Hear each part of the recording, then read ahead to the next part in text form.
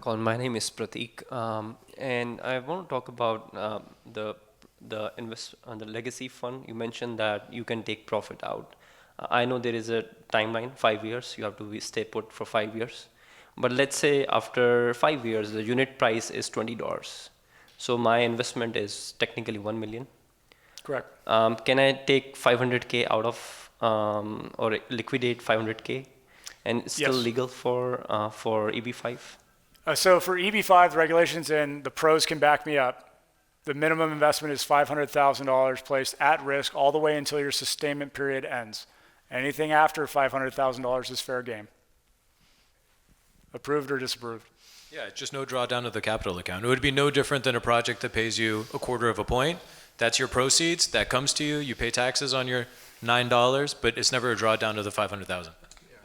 And you'll get a K1 statement that lists your capital account. It'll be 500, and everything else after that is yours. Okay, so here's an interesting one, and I have a question for you guys.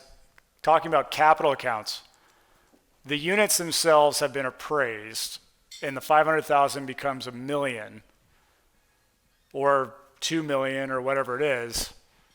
Can you draw down based on the value of those units all the way down to 500,000 based on where we set the price?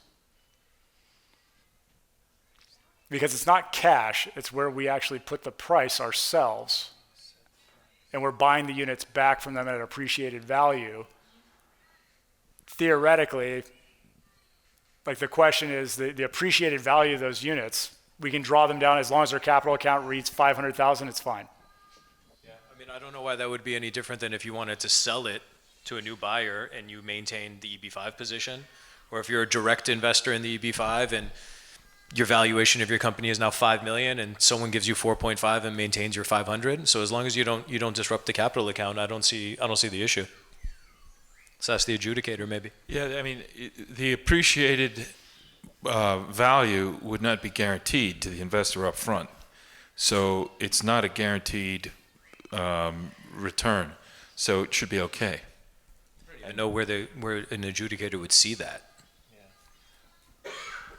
All they would see is the K1.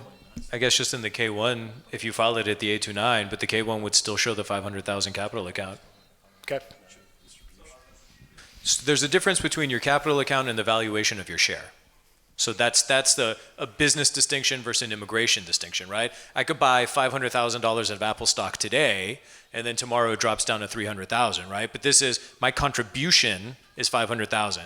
My contribution amount is not less. Now, if everything goes poorly and your share price is less, right, maybe you don't get your 500,000 back, but that doesn't change your capital account balance.